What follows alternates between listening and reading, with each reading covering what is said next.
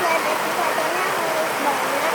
Kalau pakai clear blue, kalau pakai clear blue, kalau pakai white blue itu slide activatornya dikit. Kalau banyak nanti dia bakalan keras. Yang ini banyakin karena ininya itu dia tuh agak sedikit lengket kalau kita kasih slide activatornya dikit. Oke guys ya.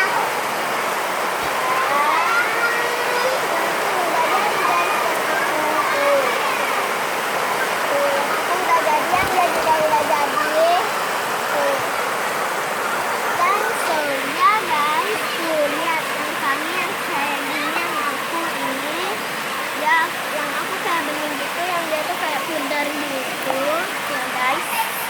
Itu kayak pudar yang aku kayak pudar gitu kayak gini. Bukan yang aku sih, yang kayak pudar gitu, yang keponakan itu yang sepupu tuh, dan ini tuh. Ini masih ada air selain activator.